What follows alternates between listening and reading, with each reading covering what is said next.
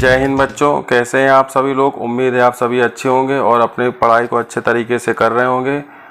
तो बच्चों, मैंने आपको कक्षा 10 विज्ञान के जो पहला पार्ट है रासायनिक अभिक्रिया एवं समीकरण, उसके 3 वीडियो मैंने अपलोड कर दिए हैं। ये चौथा वीडियो मैं अपलोड कर रहा हूँ। इसमें आपको जो शेष अभिक्रियाएँ जो पार्ट 3 में रह गई थी उनको इसमें कंप्लीट किया जाएगा। तो इसमें हम आपको जो अगली जो अभिक्रिया है वो काफ़ी इम्पोर्टेंट है, जिसका नाम है ऊष्माक्षेपी अभिक्रिया। ये परीक्षा में अक्सर पूछी जाती है और काफ़ी इम्पोर्टेंट है। तो इसको आप अच्छे तरीके से सीखें और इसकी प्रैक्टिस करें और इसको बिल्कुल याद करना है आपको, क्योंकि ये परीक्षा की दृष्टि से काफ़ी महत्वपूर्ण है। तो आइए जानते हैं, सीखते हैं ऊष्माक्षेपी अभिक्रिया क्या होती है। तो इसमें आप देखेंगे कि ऐसी रासायनिक अभिक्रिया जिसमें उत्पाद के साथ ऊष्मा भी निकलती है। उत्पाद के साथ क्या निकलती है बच्चों? ऊष्मा।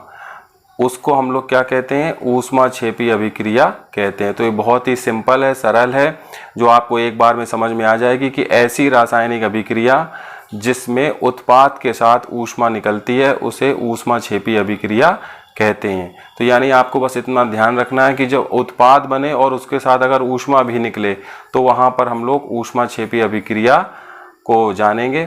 तो इसके कई उदाहरण हैं जो आप इसको उदाहरण से भी सीख सकते हैं कि इसमें कौन कौन से उदाहरण रखे जाएंगे, जहाँ पर हम ये देखेंगे कि उत्पाद के साथ साथ ऊष्मा भी निकल रही है। तो आप इसमें सर्वप्रथम मैं आपको एक उदाहरण लिखता हूँ यहाँ पर। जैसे मैंने आपको लिखा C+O2, तीर का निशान यहाँ पर बनेगा CO2। इसके पश्चात आप देखेंगे कि इस अभिक्रिया में कार्बन का ऑक्सीजन के साथ क्रिया हुई और कौन सी गैस निकली? Carbon dioxide. और इस क्रिया में जो है वो ऊष्मा भी निकलती है। तो इसको हम लोग ऊष्माक्षेपी अभिक्रिया के नाम से जानते हैं। और इस अभिक्रिया को हम लोग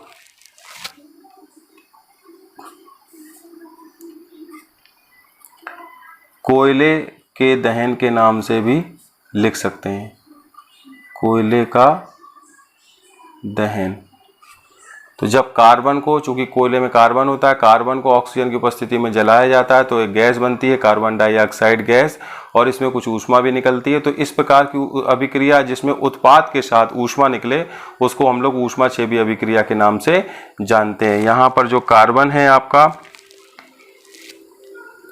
ये सॉलिड अवस्था में है, ये गैस अवस्था में है, ये गैस अवस्था में है। इसको आप इसकी भौतिक अवस्थाएं से भी दर्शा सकते हैं। तो इसके पश्चात आप दूसरा उदाहरण देखेंगे हम लोग इस ऊष्माक्षेपी अभिक्रिया का। इसमें भी आपको, जैसे एक दूसरा उदाहरण मैं आपको देता हूं कि CaO प्लस H2O, तीर का निशान, CaOH का होल ट्वाइस प्लस, यहाँ पर भी आपको ऊष्मा निकलती हुई दिखाई दे रही है। तो यहाँ पर आपने देखा कि जब कैल्शियम ऑक्साइड और पानी की अभिक्रिया होती है तो कैल्शियम हाइड्रोक्साइड बनता है और साथ में ऊष्मा निकलती है। तो चूंकि उत्पाद के साथ ऊष्मा निकल रही है तो इसलिए हम इसको भी ऊष्माक्षेपी अभिक्रिया का उदाहरण से इसको समझ सकते हैं। तो ये आपके सामने एक दूसरा उदाहरण था इस अभिक्रिया को समझने के लिए। अब एक और उदाहरण के माध्यम से हम लोग समझेंगे कि ऊष्माक्षेपी अभिक्रिया के और क्या क्या उदाहरण हो सकते हैं। जितने आप ज़्यादा उदाहरण पढ़ेंगे उतना ही आपको फ़ायदा होगा, क्योंकि इस अभिक्रिया से विकल्पों में भी कई क्वेश्चन पूछ लिए जाते हैं। इसके पश्चात मैं आपको एक और उदाहरण बताता हूँ जो कि इसका प्रश्न भी काफ़ी महत्वपूर्ण है। श्वसन एक ऊष्माक्षेपी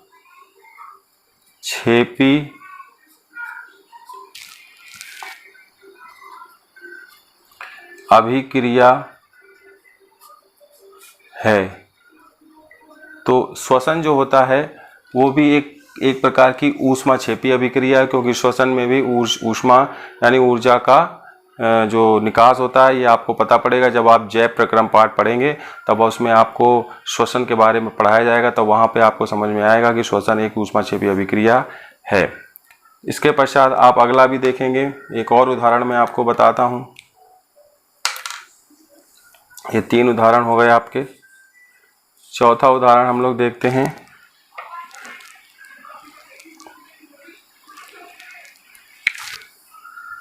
चौथा उदाहरण मैं आपको बताता हूँ।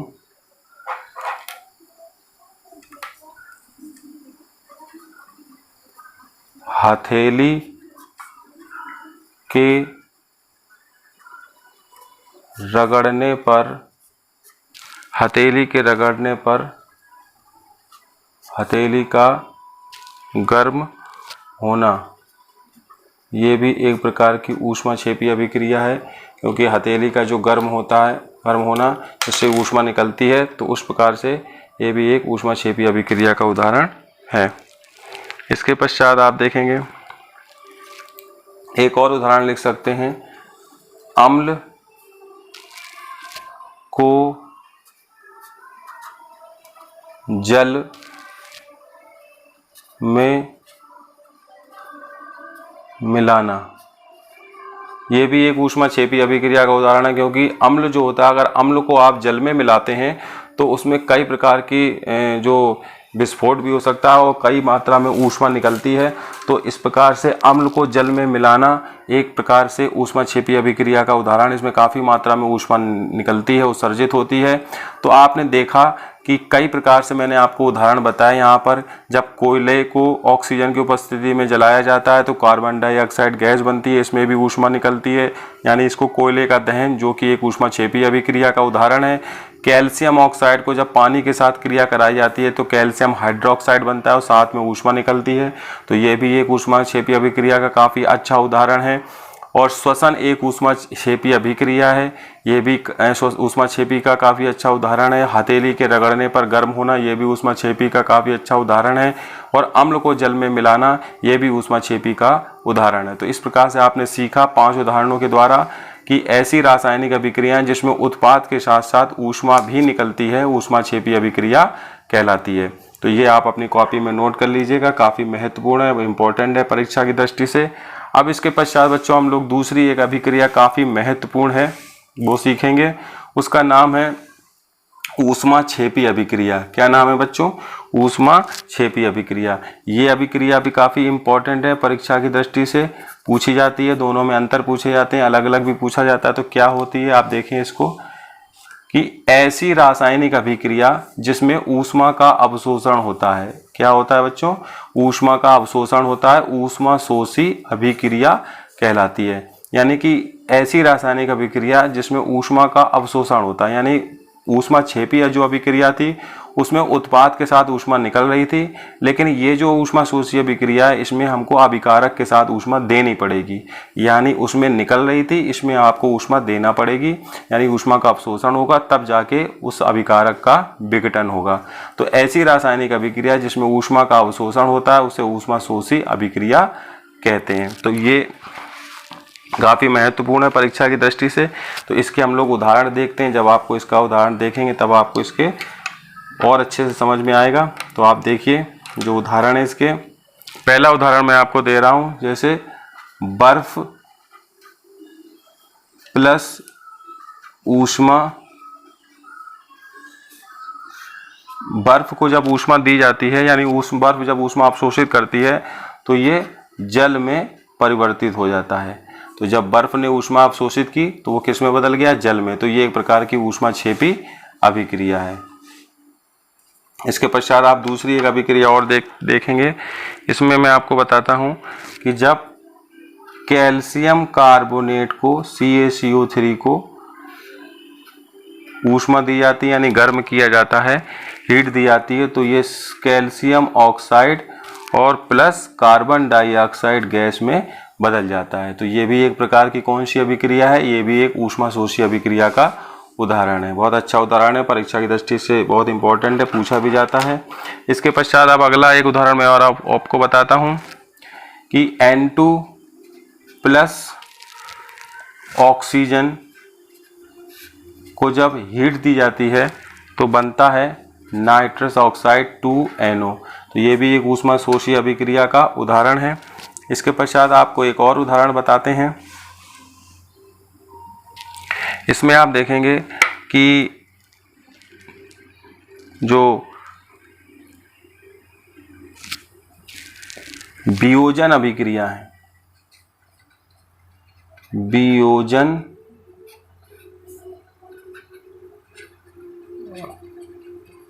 अभिक्रिया के जो उदाहरण हैं वो ऊष्मा शोषी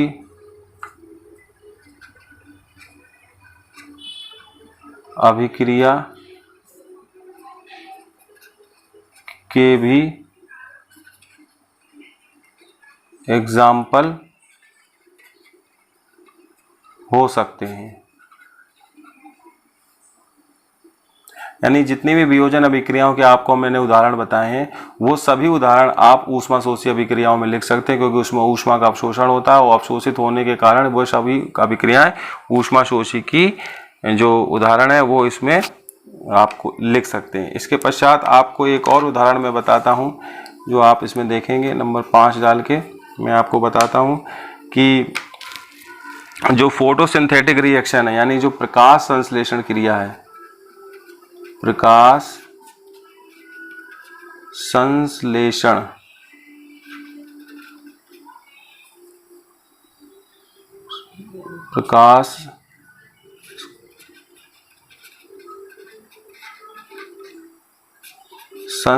प्रकाश संश्लेषण जो क्रिया है वो एक प्रकार की ऊष्मा शोषी अभिक्रिया का उदाहरण है। यानी जो प्रकाश संश्लेषण की जो अभिक्रिया है वो भी एक ऊष्मा शोषी का उदाहरण है, क्योंकि उसमें भी क्या होता है, कार्बन डाइऑक्साइड और पानी के अणु सूर्य के प्रकाश की उपस्थिति में यानी ऊष्मा अवशोषित करके भोज्य पदार्थों का निर्माण करते हैं। इस प्रकार से ये भी किस प्रकार की अभिक्रिया है, ये भी एक प्रकार की ऊष्मा शोषी अभिक्रिया का उदाहरण है। तो यहाँ आपने देखा कि 5 प्रकार के आपको मैंने उदाहरण बताए कि बर्फ जब ऊष्मा ग्रहण करती है तो वो जल बनाती है, ऊष्मा शोषी अभिक्रिया का उदाहरण है। कैल्शियम कार्बोनेट को जब हीट किया जाता है तो वो भी कैल्शियम ऑक्साइड CO2 में परिवर्तित हो जाता है, ये भी ऊष्मा शोषी का उदाहरण है। N2 प्लस O2 हीट की जाती है तो ये भी ऊष्मा शोषी का उदाहरण है। वियोजन अभिक्रियाओं के जितने भी उदाहरण है वो सब ऊष्मा शोषी अभिक्रियाओं के एग्जाम्पल हो सकते हैं। प्रकाश संश्लेषण जो अभिक्रिया होती है आपकी, प्रकाश संश्लेषण, वो भी एक ऊष्मा शोषी का अच्छा उदाहरण है। तो इस प्रकार से आपने देखा ऊष्मा क्षेपी और ऊष्मा शोषी अभिक्रियाओं के बारे में। अब इसके पश्चात मैं आपको एक दूसरी काफ़ी महत्वपूर्ण अभिक्रिया है उसके बारे में बताने जा रहा हूँ। इसको आप देखेंगे नेक्स्ट स्लाइड में। तो आपके सामने 7वीं जो अभिक्रिया है, अभी तक हम लोगों ने 6 प्रकार की अभिक्रियाओं को पढ़ लिया है। तो ये भी काफ़ी इम्पोर्टेंट है, परीक्षा की दृष्टि से पूछी जाती है अलग अलग नामों से। इसके आप पहले नाम देख लीजिए किस किस नामों से इसको जाना जाता है। ऑक्सीकरण अपचयन अभिक्रिया, उपचयन अपचयन अभिक्रिया या रेडॉक्स अभिक्रिया, ये इतने इसके नाम हैं। तो इन नामों से ये जानी जाती है। तो आइए जानते हैं इसको, एक पूरा सीखते हैं। बहुत ही सरल है, एक बार में आपको समझ में आ जाएगा, ऐसा मेरा प्रयास है। तो आप देखिए इसके बारे में। सबसे पहले हम लोग देखेंगे उपचयन क्या होता है। क्या देखेंगे बच्चों? उपचयन। तो ऐसी अभिक्रिया जिसमें किसी पदार्थ में ऑक्सीजन की वृद्धि या फिर हाइड्रोजन की कमी होती है। क्या कहा मैंने? ऐसी अभिक्रिया जिसमें किसी पदार्थ में ऑक्सीजन की वृद्धि यानी ऑक्सीजन की वृद्धि हो रही हो, ऑक्सीजन जुड़ रहा हो, या फिर हाइड्रोजन की कमी हो रही हो यानी हाइड्रोजन निकल रहा हो। ये दोनों विकल्प आपको देखना है। तो उसे हम लोग कहेंगे उपचयन अभिक्रिया। क्या कहेंगे बच्चों? उपचयन अभिक्रिया। इसको हम लोग इंग्लिश में कहते हैं ऑक्सीडेशन रिएक्शन। क्या कहते हैं? Oxidation reaction. इसका आप उदाहरण देखेंगे। तो उदाहरण मैं आपको सामने रख रहा हूं। C+O2 इक्वल टू CO2, यानी देखिए यहाँ पर आप स्पष्ट तौर पर देख पा रहे होंगे कि कार्बन और ऑक्सीजन अलग अलग थे। फिर आगे तीर के निशान के बाद जब ये रिएक्शन हो गई तो आफ्टर रिएक्शन कार्बन के साथ ऑक्सीजन जुड़ गया। कार्बन के साथ कौन जुड़ गया? ऑक्सीजन। तो यहाँ पर लिखा है ऑक्सीजन की वृद्धि, तो यहाँ पर ऑक्सीजन की वृद्धि हो गई, तो उसको हम लोग कहेंगे उपचयन अभिक्रिया है। तो यहाँ पर कार्बन का कार्बन डाइऑक्साइड में, यहाँ पर कार्बन का कार्बन डाइऑक्साइड में क्या हो गया है बच्चों? उपचयन हो गया है। क्या हो गया है? उपचयन। इसके पश्चात हम लोग दूसरी अभिक्रिया देखेंगे बच्चों कि कॉपर की क्रिया हुई ऑक्सीजन से, तो बना क्या? Copper oxide. तो यहाँ पर कॉपर के साथ कौन जुड़ गया? ऑक्सीजन, यानी ऑक्सीजन की वृद्धि हो गई। तो यहाँ पर कॉपर का कॉपर ऑक्साइड में क्या हो गया बच्चों? यहाँ पर कॉपर का कॉपर ऑक्साइड में उपचयन हो गया। क्या हो गया? उपचयन। तो ये दूसरा उदाहरण है।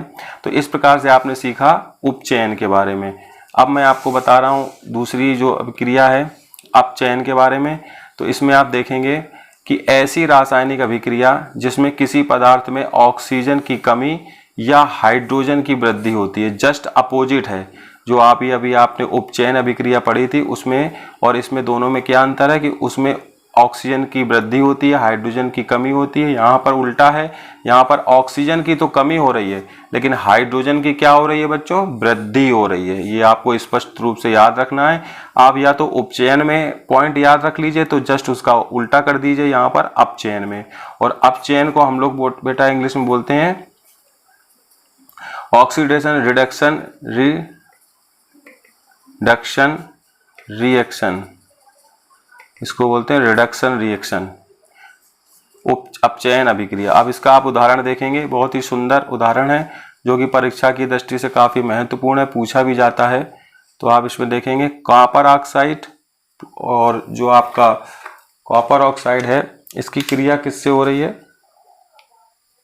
कॉपर ऑक्साइड की क्रिया हो रही है बच्चों आपकी हाइड्रोजन से, और हाइड्रोजन से जब क्रिया हो रही है तो यहाँ पर कॉपर प्लस पानी का यौगिक बन रहा है। तो इसमें आपको स्पष्ट रूप से दिखाई दे रहा होगा कि जो अपना कॉपर है उसमें जो ऑक्सीजन लगी हुई थी वो कॉपर से ऑक्सीजन निकल गई।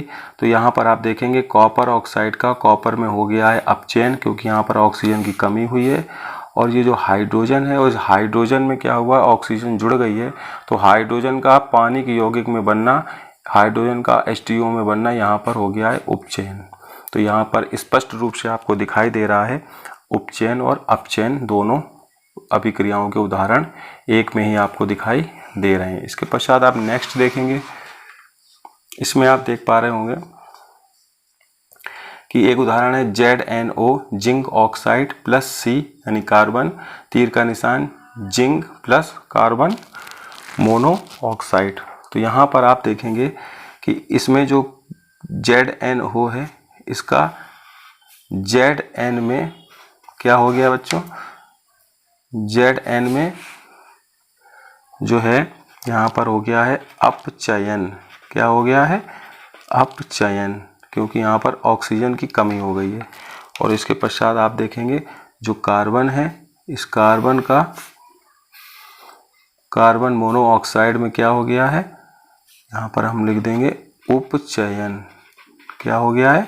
उपचयन, क्योंकि इसमें ऑक्सीजन की वृद्धि हो गई है और इसमें ऑक्सीजन की कमी हो गई है, तो इसलिए ये उपचयन हो गया, ये हो गया अपचयन। तो इस प्रकार से आपने सीखा अपचयन और उपचयन को, यानी आपने उपचयन और अपचयन अभिक्रियाओं को सीखा। अब इसके पश्चात मैं आपको इसी के आगे बताता हूँ। इसमें आप देखेंगे एक दूसरी अभिक्रिया है बेटा रेडॉक्स रिएक्शन। क्या है बेटा? Redox reaction. इसमें क्या देखेंगे हम लोग कि ऐसी रासायनिक अभिक्रिया जिसमें एक अभिकारक उपचयित तथा दूसरा अभिकारक अपचयित होता है, उपचयन, अपचयन, ऑक्सीडेशन, रिडक्शन अथवा रेडॉक्स अभिक्रिया। कौन सी अभिक्रिया?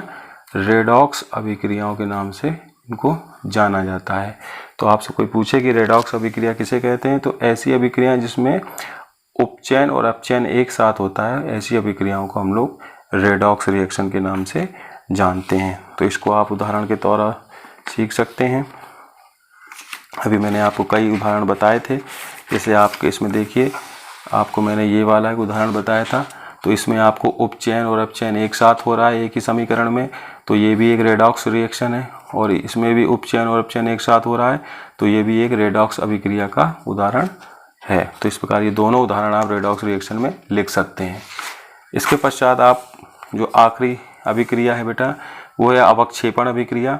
तो इसमें देखेंगे आप ऐसी रासायनिक अभिक्रिया जिसमें अवक्षेप, क्या लिखा है बच्चों, अवक्षेप का निर्माण होता है, उसे अवक्षेपण अभिक्रिया के नाम से जाना जाता है। अवक्षेप यानी जब दो पदार्थ आपस में मिलते हैं तो जो पदार्थ पूरी तरीके से डिसॉल्व नहीं हो पाता, अवक्षेप के रूप में नीचे बच जाता है, उसको हम लोग कहते हैं अवक्षेपण अभिक्रिया और उस पदार्थ को कहते हैं अवक्षेप। तो इसमें आप उदाहरण देखेंगे बेटा कि सोडियम सल्फेट की जब क्रिया बेरियम क्लोराइड के साथ होती है तो दो पदार्थ बनते हैं उत्पाद, एक बनता है सोडियम क्लोराइड जिसको नमक भी बोला जाता है, और एक बनता है बेरियम सल्फेट। ये बेटा जो बेरियम सल्फेट बनता है ये अवक्षेप है, ये जल में अविलेय होता है, जल में नहीं घुलता है और ये तली पर बैठा रहता है। इसीलिए ऐसी अभिक्रिया जिसमें एक पदार्थ अभिकारक दूसरे से अभिक्रिया करता है और जो उत्पाद बनता है वो पूरी तरीके से डिसॉल्व नहीं होता है, तो वहाँ पर वो अवक्षेप के रूप में बचा रहता है। इसलिए ऐसी अभिक्रिया जिसमें अवक्षेप का निर्माण होता है उसको हम लोग अवक्षेपण अभिक्रिया के नाम से जानते हैं। तो ये अभिक्रिया भी परीक्षा की दृष्टि से काफ़ी इम्पोर्टेंट है, आपके परीक्षा में पूछी जाती है कक्षा 10 में। तो इस प्रकार से आपने सीखा, आपकी ये जो पूरी अभिक्रियाएं थी पहले पार्ट की वो बेटा पूरी हो गई हैं। तो इस पार्ट में, पार्ट 4 में आपने ऊष्माक्षेपी, ऊष्माशोषी और रेडॉक्स रिएक्शन और अवक्षेपण अभिक्रियाओं के बारे में सीखा। उम्मीद है कि आपको ये पूरी अभिक्रियाएं बहुत अच्छे तरीके से समझ में आ गई होंगी। आप इन अभिक्रियाओं की प्रैक्टिस कीजिए और अपनी कॉपी में नोट्स बनाइए जिससे कि आपको परीक्षा में कोई परेशानी ना हो। इसके पश्चात आपके इस पार्ट का जो भी शेष टॉपिक बचा है वो नेक्स्ट पार्ट में आपको उपलब्ध कराया जाएगा। अभी तक जिन बच्चों ने इस चैनल को सब्सक्राइब नहीं किया तो इस चैनल को सब्सक्राइब कर लें, बेल आइकन को प्रेस कर लें। मिलते हैं फिर नए टॉपिक के साथ, तब तक के लिए सभी विद्यार्थियों को जय हिंद, जय भारत।